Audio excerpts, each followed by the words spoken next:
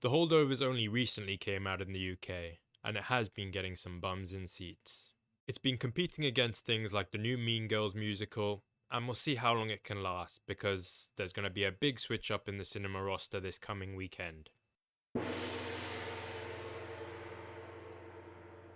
This is another one of those movies that was released late last year in the US, and there are a few of these that are going to be released early in 2024 in the UK. It seems that they're trying to benefit from December crowds in the US while also being included in the 2023 Oscar cycles. For The Holdovers, it's a little odd because it's a Christmassy movie that's been released in mid-January, and I feel it would have been more fitting had it had that November release as it did across the pond. Two of the core cast have recently received Oscar nominations for their respective roles, and the film has actually been nominated for Best Picture. But does that mean that it is good?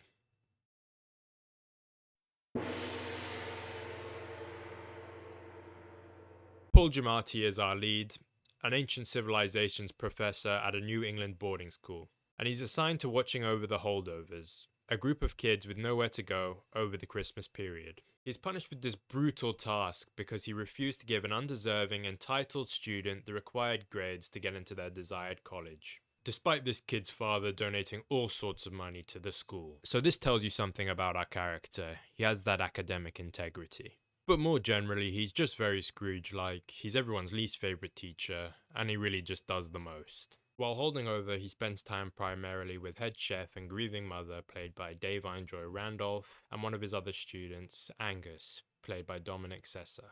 Over the course of this movie, these three characters go on their own individual journeys, and what's impressive is how much depth there is to each of them. You can sort of see the direction the movie's going to go in from its setup and just while you're watching. But the movie tends to stay away from the obvious and doesn't go the easy route and make it all cheesy. There are some real gut punches and upsetting moments. One event at a Christmas party brings things to the boil.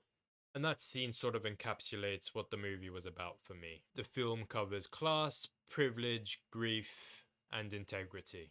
There is like a thread of honesty sewn throughout the film, and one situation where a character has to lie to hide their own shortcomings in life.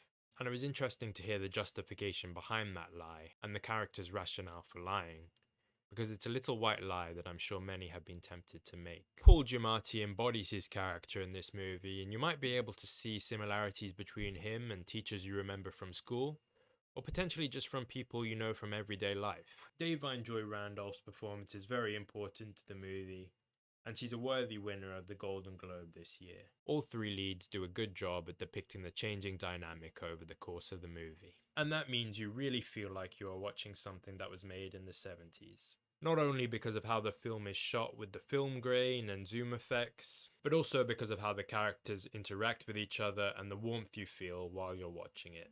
I am torn between a 7 and an 8 for this one, and there were definitely moments when I felt it could have been a strong 8. But in the end, I'm just going to give it a satisfying 7 because I was left satisfied.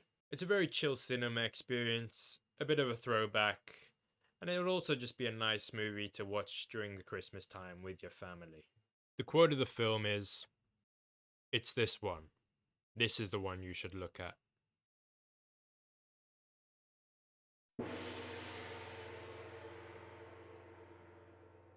Coming up, we've got All of Us Strangers, The Colour Purple, and The Zone of Interest, featuring Sandra Huller. Let me know if there's anyone in particular you would like to see, if anyone cares. So until next time,